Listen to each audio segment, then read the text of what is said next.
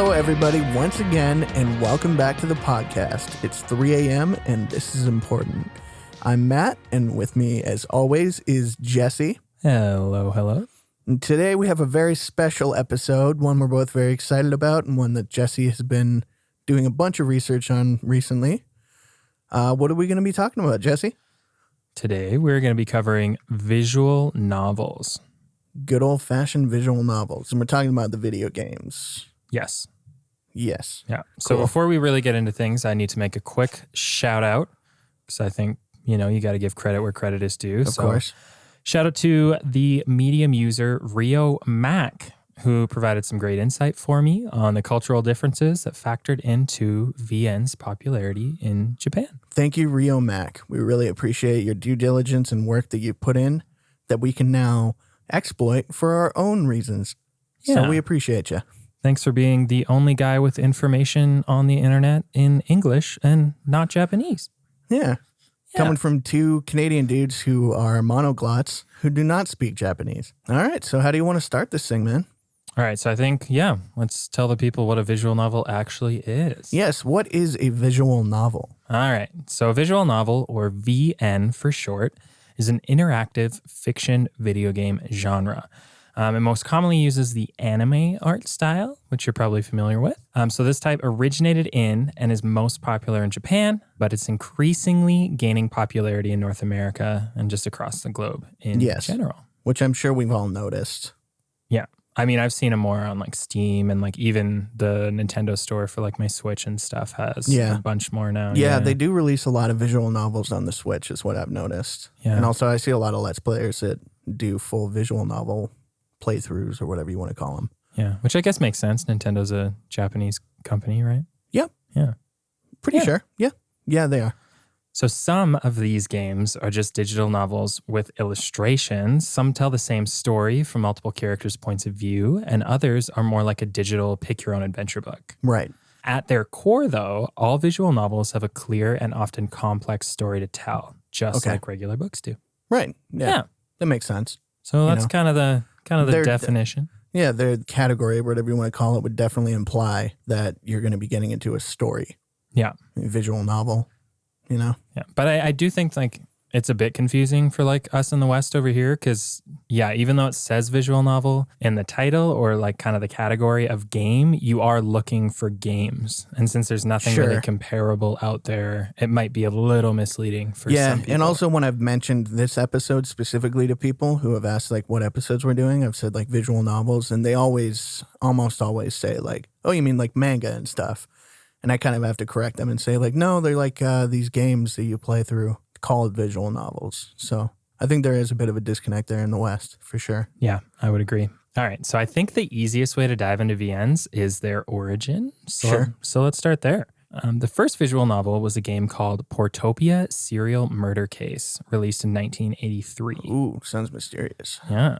It featured nonlinear elements, a first-person perspective, and the gameplay primarily involved solving puzzles in order to progress the story. Okay. It had multiple red herrings and even a plot twist at the end that kind of helped bring it into popularity. Sure. Kind of made it this experience.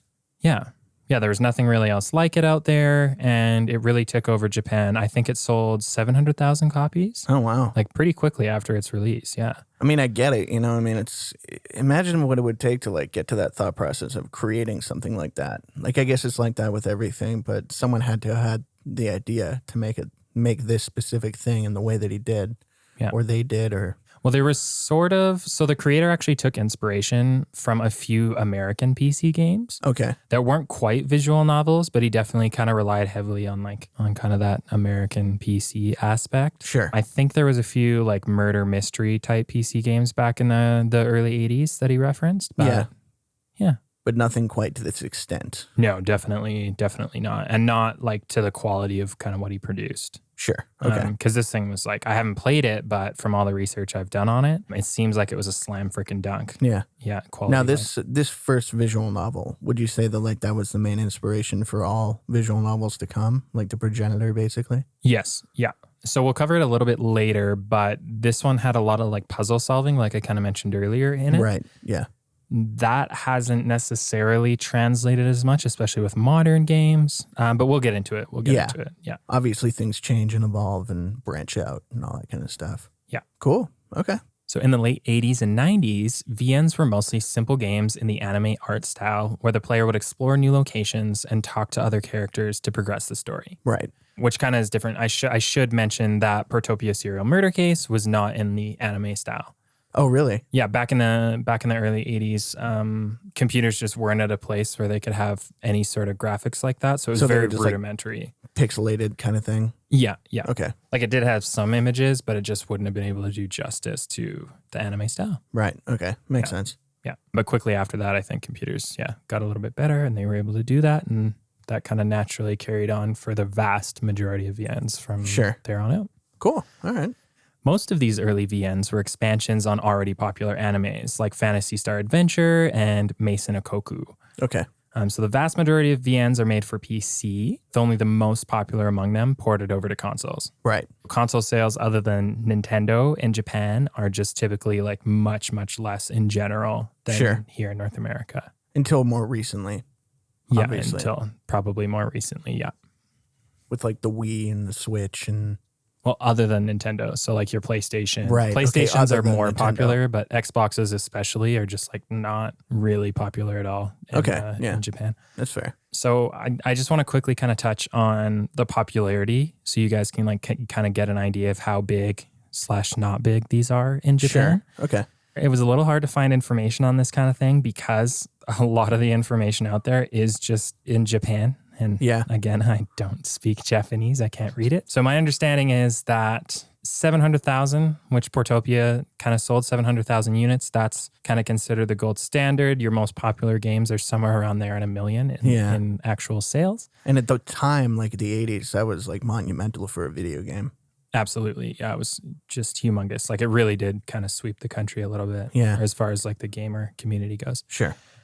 There was kind of a slow and steady increase until about 2006. Okay. And this next little bit of information I pulled off of Wikipedia, and it was one of the only things that didn't have a source. So take it with a grain of salt. But it said that VNs accounted for 60% of all PC sales in 2006. Wow.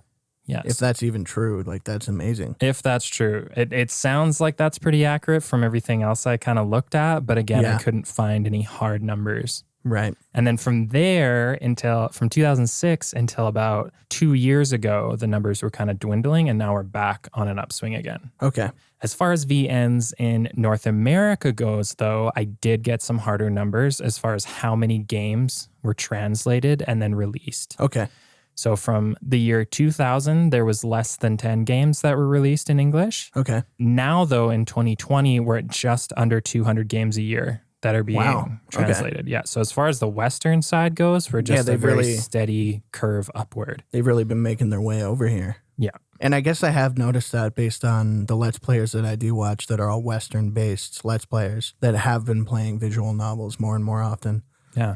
Now, the one that I do watch, Game Grumps, one of their hosts, Aaron, is very obsessed with Japanese culture and everything, so it would make sense for him to kind of pick up on these before most others. But I definitely have noticed more popularity in the Western cultures. Yeah, me as well. Just kind of in the game stores and things like that. Like, I think I remember in like junior high, I maybe stumbled upon one or two. Yeah. And then, now it's just... And now they're on like the popular downloads on Steam and stuff. Like you'll find visual novels on that list. Yeah, which is crazy. Yeah. It's a huge amount of growth for us Westerners for sure. All right, so now let's talk about gameplay a little bit. Like let's kind of get into kind of the nuts and bolts of visual novels here. Okay, kind of how they work and what to expect if you were to ever play one. Yes. Cool. Yeah. All right, so kind of as I touched on a little bit with Portopia Serial Murder Case, a lot of VNs feature puzzle solving in the beginning. Sure. That was kind of the main kind of bit of gameplay. Right. Now, however, this is a lot less common, and the majority of modern VNs don't have any sort of gameplay. They're just making text decisions to move the story forward for the most part. Right. So you're really just clicking that mouse, clicking that mouse, clicking that mouse. Yeah. And like maybe occasionally on some games, you'll have different like options for text, for replies and stuff like that. Sure. Lots of reading though. Yeah, these things are novels. Yeah. Like the more popular ones, especially, like there are some shorter VNs, but like they are quite a time commitment. Like we're talking 40 hours plus on some of these. And something that I've kind of, as a personal sort of interpretation, is that it's sort of a design to immerse you in the story rather than just read the story. I think that's kind of the idea. Yeah. Place you in the protagonist's shoes, and then you live out this novel as the main character. Yeah, so it's super common for the protagonist to not have any parts, just like you said, to help you kind of immerse. Yeah. So you are the protagonist. You don't really get any speaking lines. And when you have the option, it's literally just like the gist of what your reply would be. Yeah. And then it's back to their side of the story. Yeah. So there's two main reasons for that I found. So number one is the immersion. Yeah. Then number two is a lot of these books are voice acted. So each character has a voice actor for them. Right. And when we're talking about just sheer lines for the voice actors to do, if you were to give the protagonist lines, that would just be way too much budget-wise for somebody to have to do. Sure. So just to touch on like length a little bit, this is kind of an extreme example, but when you factor in all the branching timelines and add them all up for the Steins Gate English translation, it has 80% more words in it than the entire Lord of the Rings trilogy combined. That's insane. Yeah. Isn't that crazy? That's wild. So you can imagine like voice acting budgets for a lot of these games. Like, and if you've seen the scripts, like the size of the scripts for like the Lord of the Rings movies, right? Well, not the scripts. I mean, I've read the trilogy a bunch of times. But yeah, but like if you look at even the scripts, they're like, you kill like half a tree for like the amount of paper that's in those scripts. Yeah, it's an impressive amount for sure. Yeah. Now, I know that probably sounds pretty boring for most of you guys out there, just kind of clicking and sort of reading a novel digitally. Sure. But a lot of the time, modern VNs have multiple characters to play as the main protagonist. Sure. So that when you're going through a story, you can kind of have every single character's perspective if you want to go back and do that. Okay. Which is very interesting, just being able to have all those perspectives. Like that's not something you get out of reading a normal book or anything. No, certainly not. Yeah. They also have non-linear storylines. Right. So everything kind of jumps out. And again, whichever character, like there's so many different routes you can take on a typical VN these days. Right. That it's got just a ton of replayability. Yeah, so they have non-linear storylines and multiple endings for replayability. And one thing about the multiple endings is there's something called, in a lot of them, there's something called true endings. Yes. Yeah, which is considered like the best ending. Or if it's based off of like a manga or an anime show. Then it's like the canon ending. Yeah, right? exactly. Yeah. Exactly. Because a lot of visual novels that I've seen definitely have the true endings. They have good endings, bad endings, secret endings, that kind of stuff. Some that like end way sooner than like the the true ending. There are some visual novels out there you can end the game within like 3 lines of text. It's insane. Just like those choose your own like novels or choose your own adventure novels. Like, have you ever done that where like right away you make the first wrong decision? Take a left, you're dead. Yeah. Shit. What the fuck happened? And you're frantically flipping the pages back. Like, no, I didn't do this. I didn't mean it. Yeah, that's pretty much what it is. I mean. Yeah. Okay, so another thing that kind of sets VNs apart is the sound mixing and editing on these things. Sure.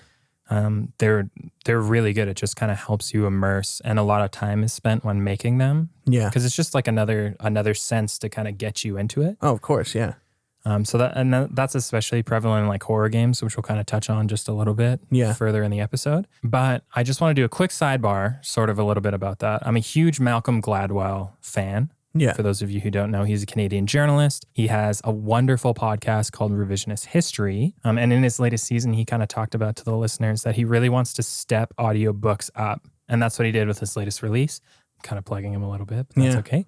And his idea was, exactly that. So he wanted to do an audiobook, and he has done an audiobook where they have sound effects, or the whole like thing music has, and sound effects. Yeah, it's all got like a score. Kind of like a film soundtrack. Yeah, exactly. Just like a more immersive thing. Yeah. And at the time, I thought that was a really great idea. But then I was researching VNs, and like essentially that's what they are, but with visuals on top of that. Like, yeah.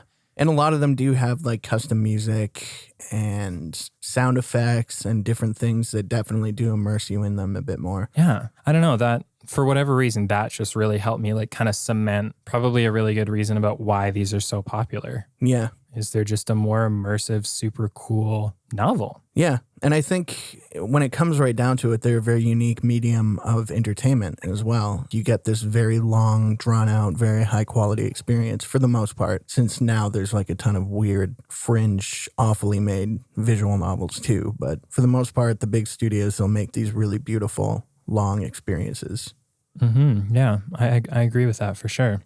All right, so now I figured we'd kind of talk about genres. Sure. Because I discovered very quickly that there's about 50 different freaking genres. There's a genre for everything in visual novels for some reason. So we're going to go over kind of like the top 9 or 10 most popular. And yeah, that's probably fair because I feel like a lot of the genres that you found were probably subgenres of these genres, and they could probably be argued that a lot of them fit in these genres. Yeah. And that's another thing. It seems like every game, fits into like 3 different genres. And they're so you really just got to pick its main, most overarching genre that it fits in. Yeah, exactly. So there are 2 main categories of VN. NVLs, which are almost exclusively narration. Right. So when you think about a visual novel, that's kind of the classic. You're just clicking along to get the text going. Okay. And then there are things called AVGs or adventure games. Right. These are still visual novels, but they incorporate like a little bit of gameplay into the game to like mix things up. So like some games will have quick time events, some of them will have puzzle solving, like we kind of mentioned, and just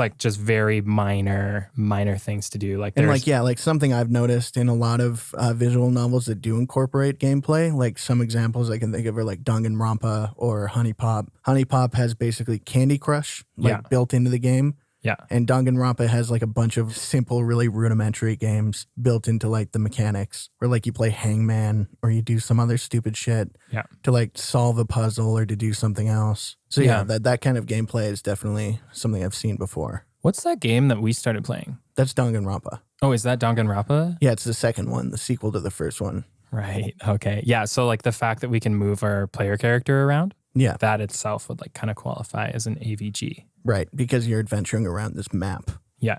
Essentially, just anything that's not clicking. Yeah. Which as like a Westerner, I feel like I would like the AVG side a lot more than just like the really strict NVL type. Yeah, and personally, I feel like both have their place. Like, I do enjoy just reading things. And just with us getting into the research of this, I have played a few visual novels just to, like, get into the headspace of, like, what they're like and everything. And I do enjoy both styles. And I didn't even think I would really like playing visual novels in general because I don't really like most genres of games or whatever. But I also like games that are what I'd define as games.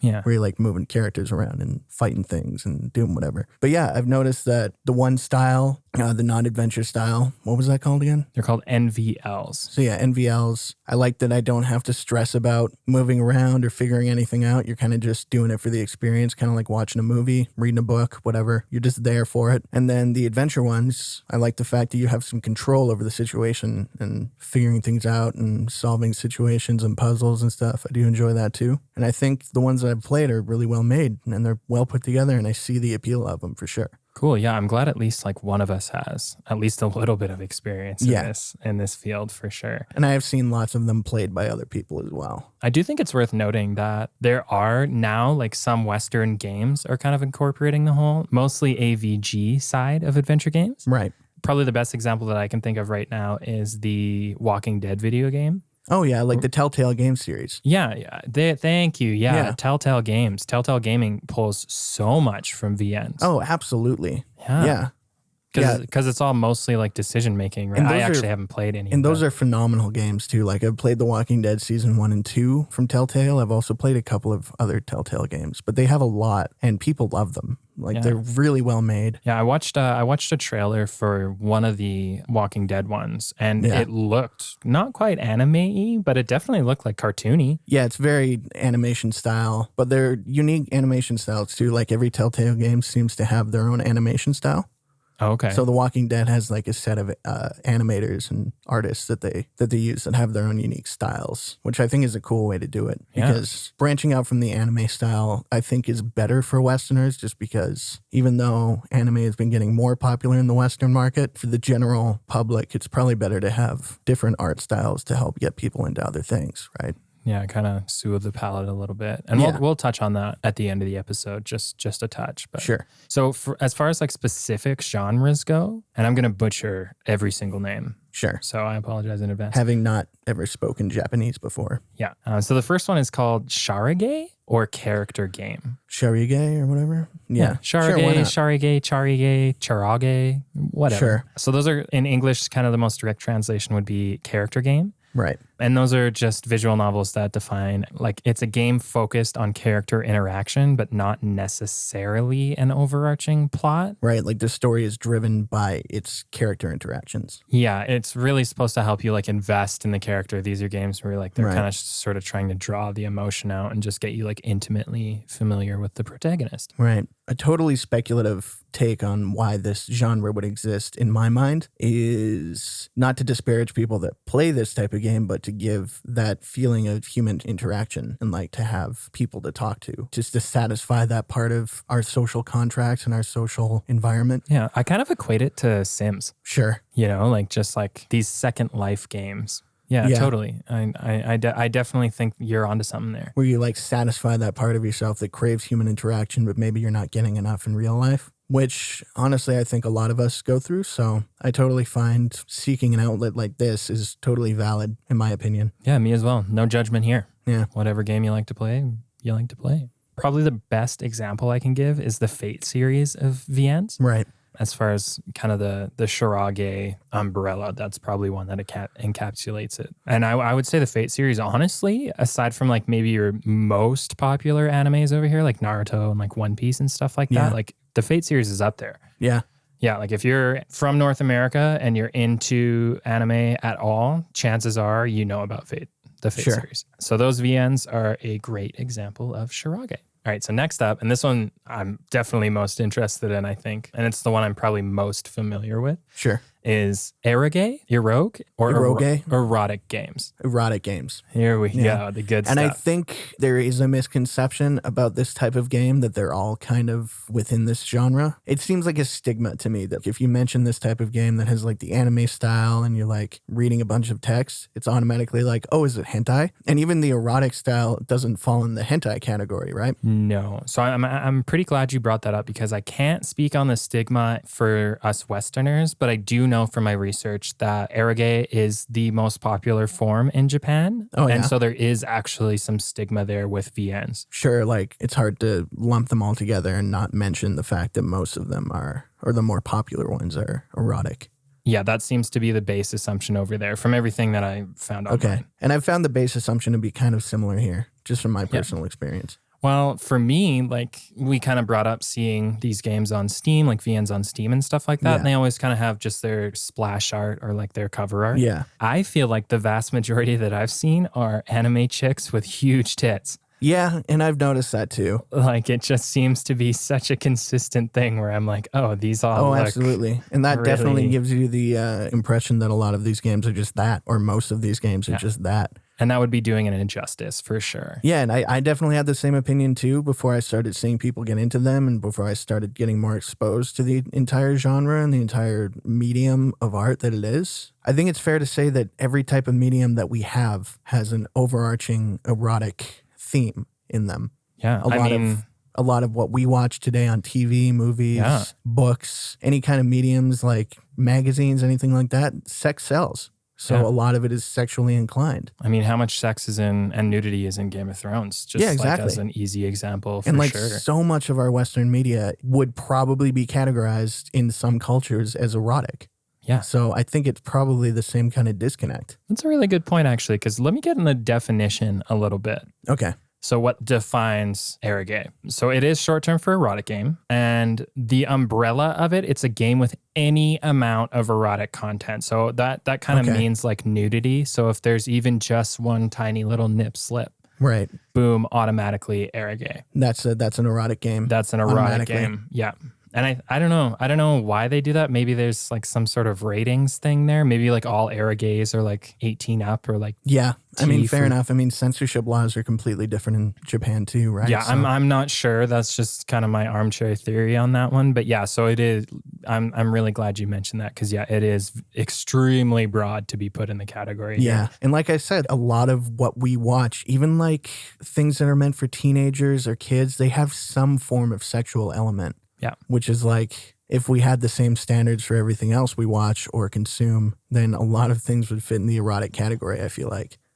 Absolutely, yeah. So anything from like a nip slip to kind of the most sexual that you could get is maybe like consensual sex in the missionary position or something, Right, where it's or like- not like really showing full penetration or anything. Like maybe like but the equivalent of panning the camera up during a sex scene in like Grey's Anatomy or whatever. Yeah, Like I would say so. implied sex scenes without the sex scenes kind of thing. Yeah. So a great example of eroge would be Nightlife. Nightlife. Yeah. And I technically lied to you earlier when I said Portopia serial murder case was the first one, but I just didn't really like feel good about starting off with lied to me? eroge. So technically the first VN, even though I don't know, it doesn't really count to me, but whatever, is a game called Nightlife. And it was in 1982. So a year Okay. before Yeah. Portopia. And it essentially is like a Kama Sutra game. Like Okay. it was like really pixely, shitty images Yeah. of sexual positions that you're supposed to try I'm out sure with in your partner. 1982 it was like, damn, okay. These pixels are getting racy, baby. Yeah. But yeah, it literally just looks like an old-timey Kama Sutra. But it also featured a period tracker on it Oh, really? So like you could- this as a feature? as a feature. So you could track your girlfriend's period, I guess, if you're really Okay. wanting to do that. Pretty Okay. cringy if you ask me. I guess. hate it, don't know. but sure, yeah, whatever.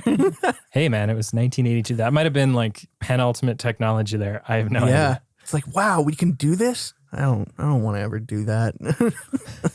I don't want to know. I don't care. It's your life, your body. Yeah, it's their business. Anyway. I don't know. Seems like something Strange you don't but need to- interesting. Also, keep what I have track to of. say about that is knowing humanity, it just makes sense that the first VN would probably be some kind of sexual thing. Because the first thing we do with anything is like, how do we sexualize that?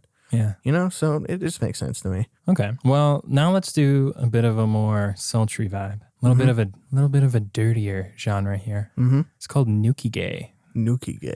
Nukige, or masturbation game. Right. And these games are straight up porn. Now, this is what I feel like a lot of people think that visual novels are. Like Yeah. when it comes right down to it, I think I've noticed that some people do react as though you're talking about porn. Yeah. Which is totally unfair. I will say that much. But also, there are direct porn games that I can totally imagine in my head that I've seen before. So it's definitely a genre and it definitely exists and it's definitely prevalent. And these games rarely, if ever, have any sort of plot line. Sure. And it's literally just like sex scene to sex scene to sex scene. Like Yeah. it is just porn. Yeah. Just straight up porn. But apparently it's like decently popular. Like it's a decently popular way to Well, get of course. your pornos I in. mean, if you think about the entire experience, now here, I'm going to defend it Okay, please. as like a medium because I think it's a great way to consume porn. Not that I personally do it myself and not that there's anything wrong with doing it. It's just not my thing. But I totally understand it because when you play like a dramatic version of one of these games, you're fully immersed in it. You feel like you're a part of it. You take on this role of being in this world and experiencing what the protagonist is experiencing. So wouldn't the best version of that in a lot of our minds would be like virtual reality porn? But since we don't have that yet, really, wouldn't the next best thing be really being immersed in the porn that you're consuming? Because you get to be a part of it. You're not just looking at it and watching other people enjoy themselves. You get to enjoy yourself with the characters in the game. So I get it. You know, you're a part of this experience. You're immersed. You probably get more out of it. Maybe slightly emotional, maybe slightly more, I don't know, it must activate more in your brain. And just like I was saying before, I think when it comes to human interaction, I think it can probably also satisfy a little bit of that part of yourself that needs sexual gratification or sexual intimacy or anything like that. Like it can probably give that to you if you don't have that in your life at the moment. Sure. So it can probably partially satisfy that part of yourself. So I think in that way, the medium itself feels like a superior way to Western pornography, in my opinion. Maybe. I do want to add to that just really slightly is I kind of got thinking about kinks. I mean, this is all drawn sure. art or like animated art. So I guess with like a Nukige, you could have any freaking kink you want. There's probably a Nukige out there. You want Yeah. to bone 20 women, or if you're into the tentacle thing or something. Like, Or if you're a furry, I know that like yeah. a lot of furries do use art mediums to like kind of satisfy that section of themselves. So sure. Yeah. So whatever you're into, there's probably a Nukige out there for you. And you can probably commission somebody to do it for you if there isn't, right? Like Sure. it's that kind of medium that like can be customized and created. Yeah. And I didn't look it up, but now I'm kind of curious if there's like voice acting for these. I'm sure there is. There's voice acting for hentai. Oh, I guess. Yeah, there's like that whole genre Yeah. of porn that's just hentai and it's voice acted. Fair enough. So I hope they make a lot of money. I'm sure they do. Hope they get Sex paid. sells, man. Sex sells. Yeah. I don't have the numbers for Nukige, but I mean, if Arage is, if Yeah. it's like the most popular genre, I can't imagine Nukige being like too far behind. Yeah, especially with how popular porn is in general. Yeah. So I imagine that it has some pretty astronomical numbers that nobody knows about.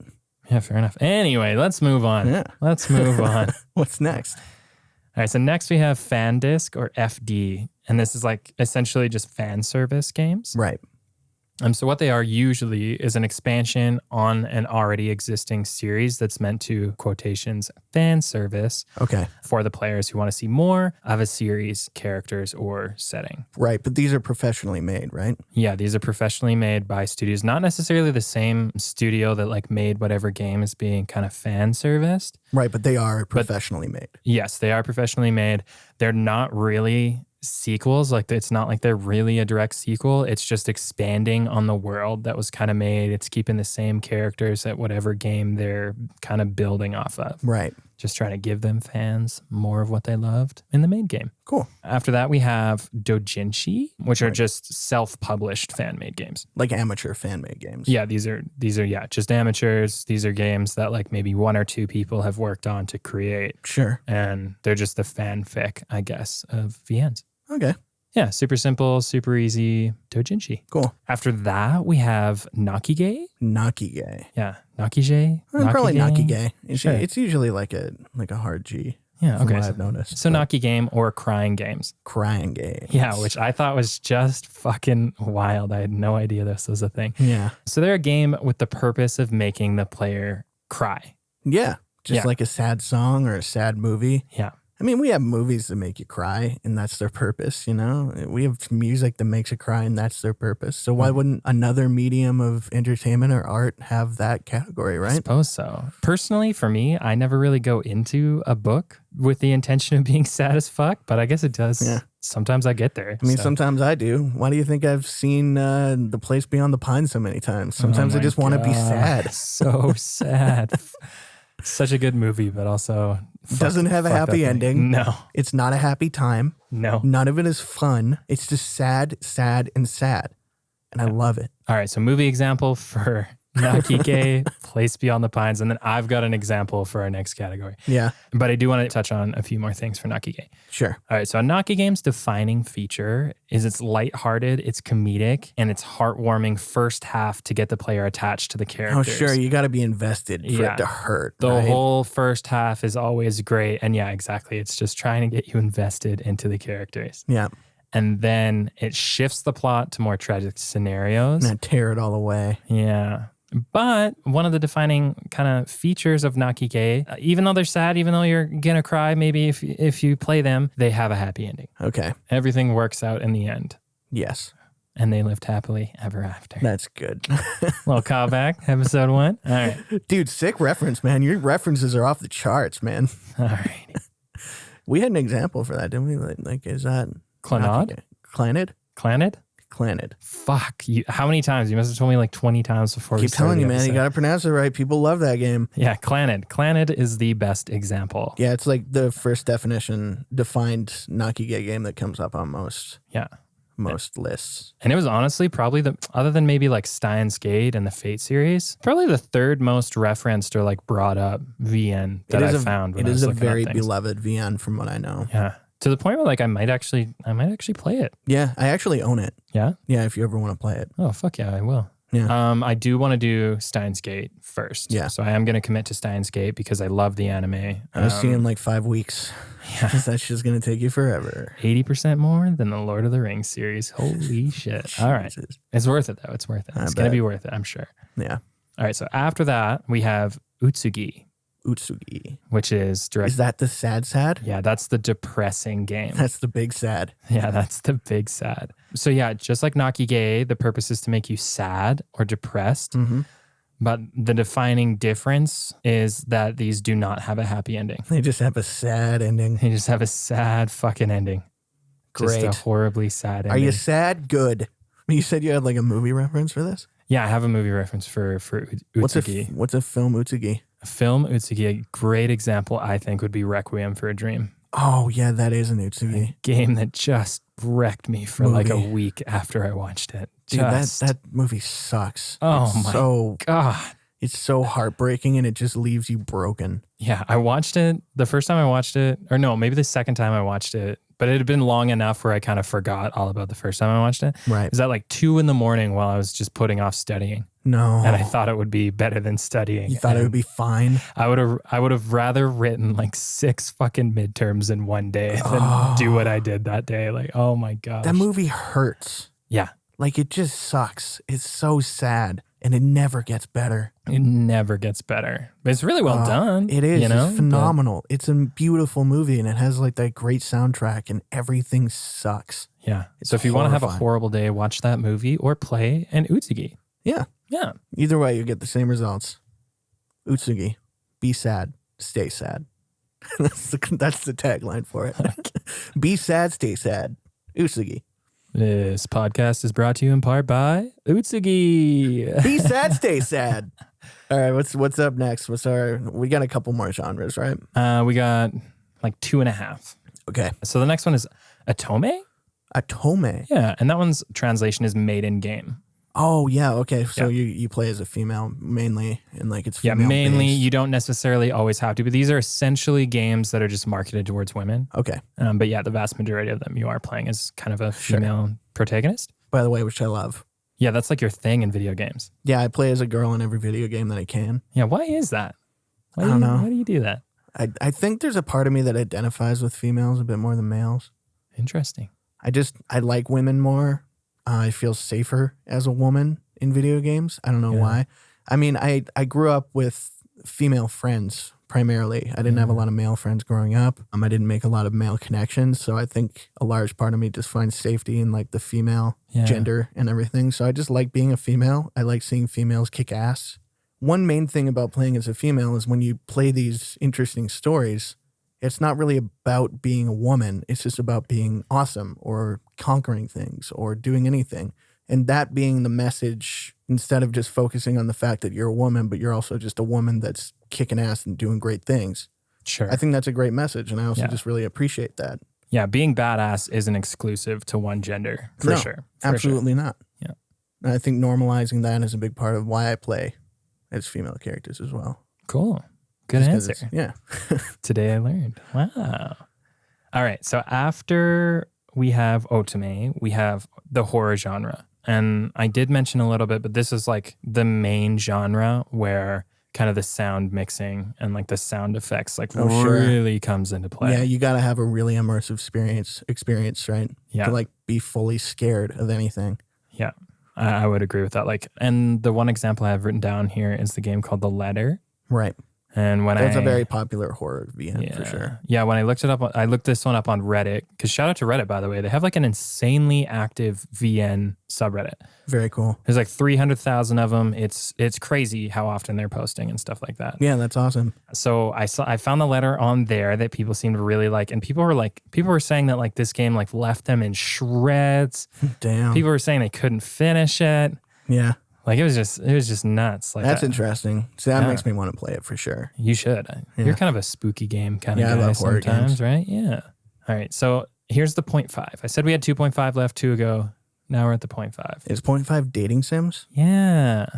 Okay. So before we move on to the rest of the podcast, I wanted to quickly touch on dating sim. I know that you and I were both under the assumption that dating simulations were VNs. And although there are a lot of similarities, this simply isn't the case. Well, I know of a lot of dating sim VNs though. But they're not technically. Well, what makes them not VNs? All right, well, I'm going to get into that. Right? Yeah, come on, hurry Freaking up. now, man. Tell me now. All right, so the I key wanna know. distinction. You going to let me explain? No, Please let me explain. no. Fine, go for it. Okay. The key distinction between the two is that dating sim games are more stats-based and often lack the narrative of VNs. Sure. The goal in dating sims is to land the girl or guy, but the quality of the storytelling just isn't up to snuff. It's just Right. like not there. Sure. So that's why when I was doing my research, it was like a very specific thing of like dating sims are not technically VNs. Okay. Yeah, because a lot of it's like what about porn games then? Like the masturbation games. Those aren't usually plot based or anything, but they're all about having sex. Oh, that's a good point. But they're categorized as VNs. Huh. So maybe it's still up. A little up bit to- of a maybe- gotcha maybe- moment. Yeah, maybe Shit, it's man. Still up for debate, man. How dare you? How dare you call me out like that? Yeah, I don't know. That's a good point. I don't have an answer for you. I mean, where do you draw the line, right? Well, what I found was, it's more stat based. So like you give your responses and then the responses are like checked and you have to give the right one. And then as you move through the game, the dating sim game calculates your previous responses, right? To like Right. give like the general, how into you am I, or am I going to actually date the character? Right. That's the explanation that I found that's like one of the main reasons. And then Okay. I can don't see know. that, but my argument would also be like It still stands. Yeah. I've seen dating sim VNs that are totally VNs as well that have like plots, and the dating sim aspect is sort of on the other side. Yeah. Like there was one called like Monster High, I think, that had like a full story. There's actually Game Grumps made their own dating sim VN. Did they? It's called Dream Daddy.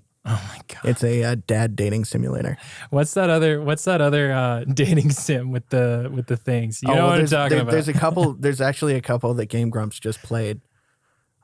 There's one, I forget what it's called, but they just called it Chop Chop, which is Okay. a fruit dating simulator Oh my God. where you play as an apple and you're trying to get with your banana best friend.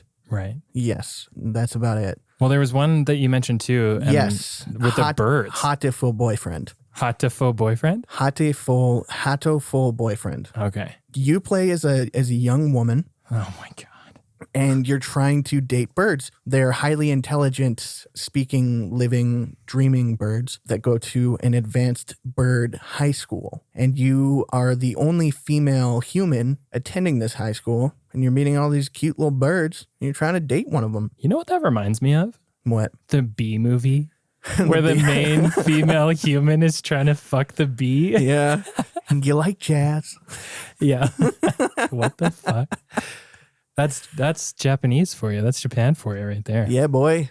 All right. So I guess, I don't know. How about use your own discretion? And if you think dating sims are VNs or not, I don't know. You brought up a lot of good points and I can't argue against them. So maybe our stance should be that they are VNs. I'm defending them as VNs. All right. Dating sims are VNs. You've heard it here. That's the final word. We are the authorities on this. Yeah. Non-Japanese Canadian men in a basement recording an episode of a podcast. We are the authorities. Yeah. All right, so we pretty much covered the genres. Yes. Where do you want to go from here? All right, we're going to finish off, and I think we're going to finish off fairly strong. Oh, yeah? Yeah. All right, so finally, I couldn't help but wonder why. And I'm sure you felt the same way. Yeah. One of my main questions when I first started noticing VNs and their popularity and their existence is, why the fuck are these a thing? Yeah. Why do these exist? Why were they ever invented? Why were they made? Why are they as popular as they are? Yeah, why are there so many? Why is this really like a valid form of entertainment? Is this something people really like? Yeah. Well, let's get into it, okay? Yeah, please. Cool. So obviously there's some massive cultural differences between Japan and the West. Sure. But what specifically is playing a factor here that has led VNs to being so popular in Japan? And I found a few reasons. Firstly, let's compare our comic books to Japan's equivalent manga. Sure. I would argue that the vast majority of comic books are based on characters with inhuman abilities, superheroes, right? Yes. Of course. Yeah, like the most popular comic books. Yeah. And although it's getting better, there's a stereotype that you're a geek or nerd if you're into them, Sure. right? I mean, I think, the For Marvel longer, superhero yeah. phase has kind of helped with that, but like still. But the MCU and the comic book overlap, I feel like isn't that big. Yeah. Like in a Venn diagram, you have like MCU fans and comic book fans, and there's like a small overlap. Sure. Yeah. But I feel like there's still a disconnect. I don't know there. anyone other than maybe your brother that actually owns comic books, like physical. Yeah, and I don't know comic many books. people. I know a few, but yeah, I feel like the overlap is still not really there. Yeah. Okay. Yeah. So you're kind of considered a geek / nerd if you're into them. But manga, on the other hand, has a far wider range than its Western counterpart. Sure. So there's still loads of manga featuring those with superpowers, but there's also manga made specifically for everyone from like young children to doctors or even politicians. Just all types. Yeah, no matter what walk of life you're from, in Japan, there's a manga out there for you, and there's no stereotype. Huh. Like, That's I wouldn't be very surprised if, I don't know, the president or whatever he's called or she's called of Japan, I would not be surprised at all if they read manga. Sure. And like, yeah, the most professional folks, the most adulty of adulty people or whatever, there's a manga out there and they're reading them. That's super interesting. They are reading them. Yeah, way more popular than comics are here. Huh. And we usually equate comic books with manga when we like compare the cultures. But I guess there is a pretty big difference, eh? Oh, yeah. And I would argue that like, maybe I shouldn't say this, but I'm going to. Anyways. Yeah, do it, man. So obviously, like, they've both been running for a really long time, but there's so many different versions for manga where like the timeline gets refreshed or like, Right. surprise, was in a dream or a multiple universe and it doesn't actually count. And so there's so many different things. But with like mangas, there's some that go on for like 15 years of like continued like storyline and stuff. So that is quite like a big difference. Yeah. So manga is much more prevalent in Japanese culture than comic books are in ours. And as a result, being into VNs or manga in Japan just isn't viewed the same as it is here in the West. It's pretty regular. Yeah. To find people reading manga. Yeah, it's normalized. Yeah. It's absolutely normalized. So secondly, there are some key differences in Japanese animation compared to what we're used to. Sure. So the simplest example I can kind of give you is lip syncing. Okay. So it's far less common there than it is here. Okay. And I know that, like, for me, that bugs the shit out of me. If I'm watching a cartoon or something. And it's not in sync. And the lips don't line up. Yeah. Yeah, dude, I work in animation. Oh, yeah. You get it. You get it. When we convert from Japanese to English, in our English dubs, we match the mouth flaps. We match lip syncing is on. But when you listen to the original Japanese, that shit doesn't matter. No, not at all. All over the place. Way too long, way too short, completely off sync. So yeah. That totally is verifiable by my job. Yeah. And just a really, really mini side note as far as the lip syncing goes. Syncing up the lips in any VN or any like cartoon that we're used to, that costs actually a surprising a lot of money. Yeah. So when you're trying to save money because you've spent the majority of your budget on voice actors, it's an easy thing to cut out. Doesn't matter in Japan as much. Yeah, so just go for the performance.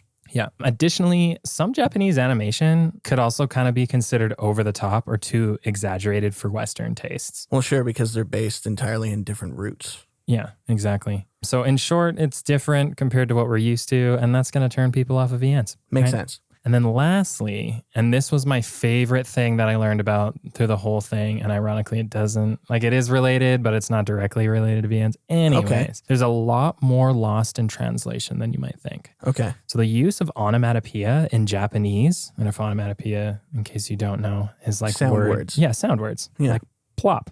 Yeah, or boop.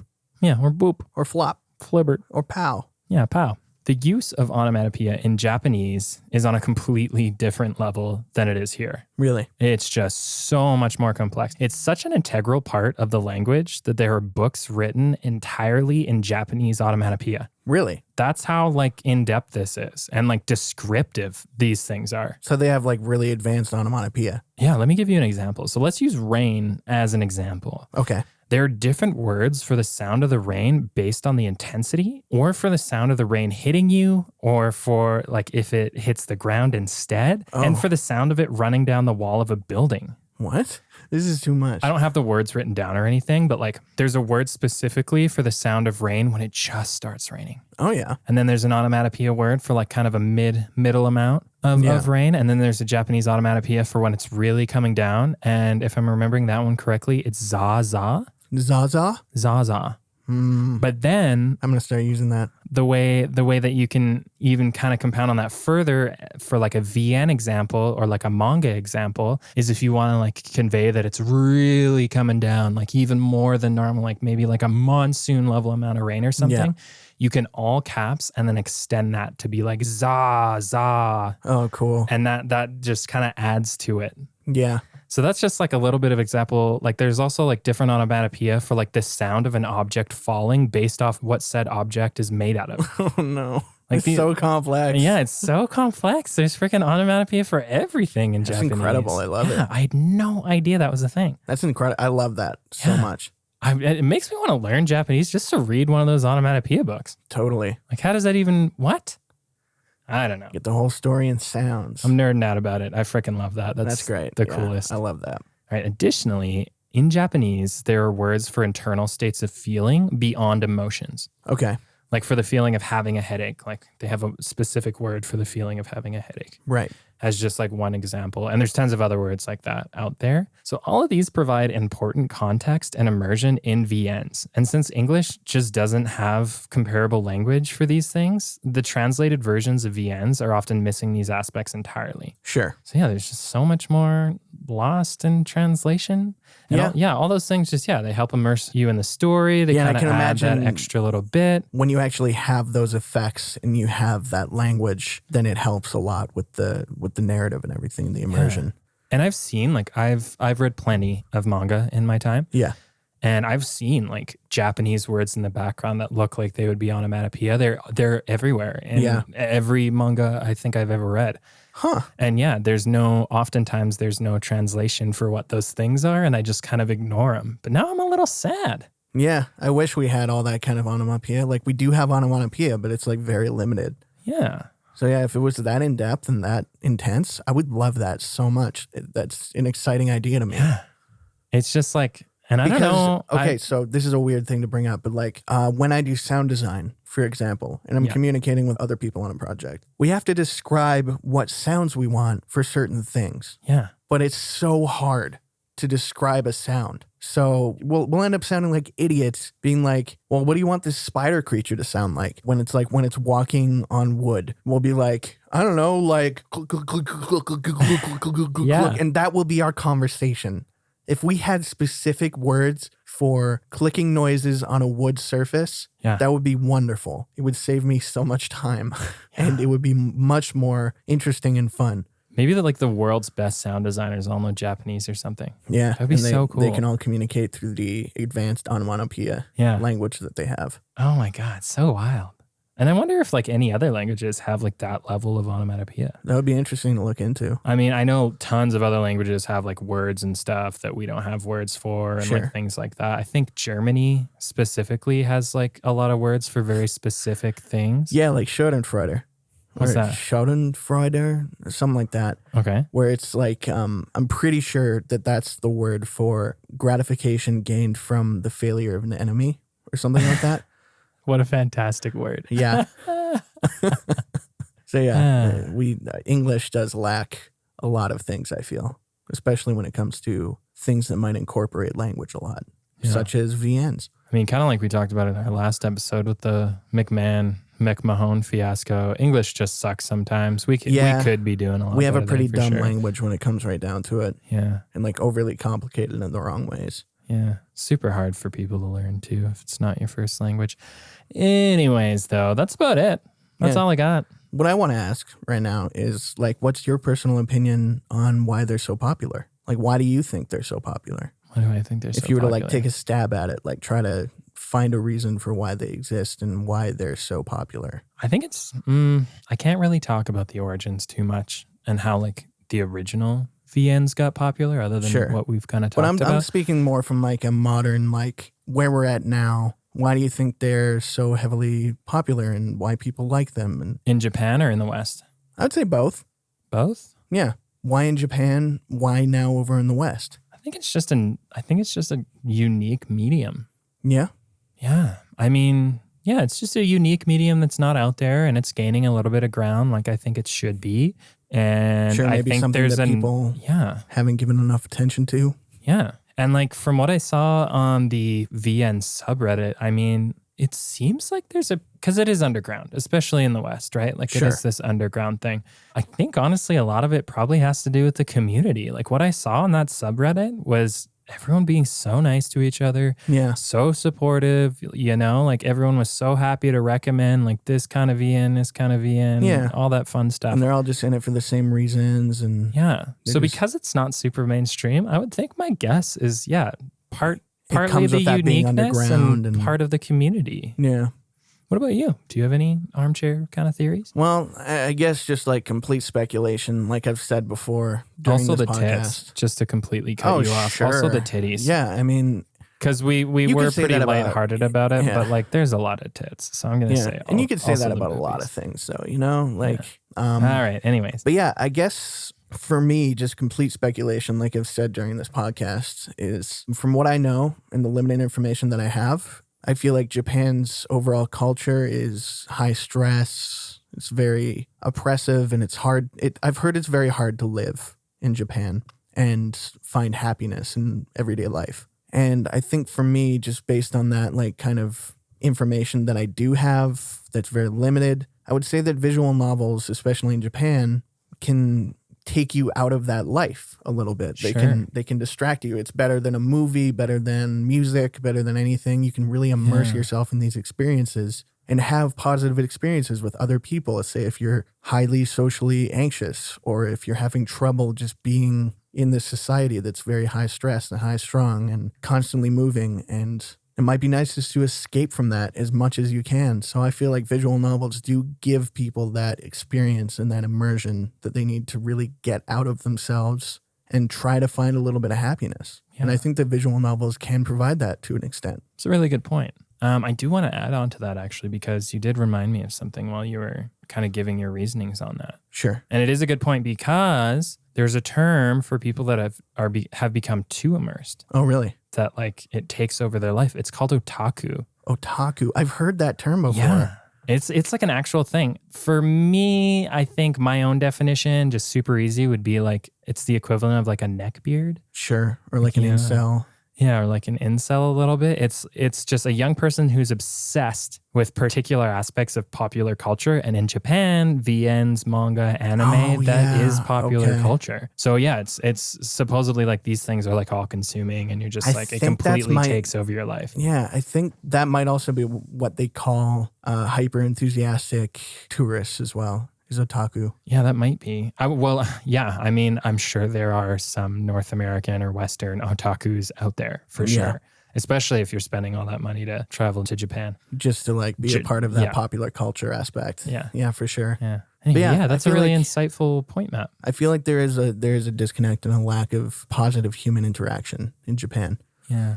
Now, when it comes to Western culture, my opinion is kind of the same in that Instagram culture and modern culture, the way we treat each other. I think a lot of people in Western culture these days are having trouble navigating just social situations and relationships. And especially with the pandemic, we're all kind of a little isolated. But I think a lot of people in Western culture are discovering these other mediums of entertainment.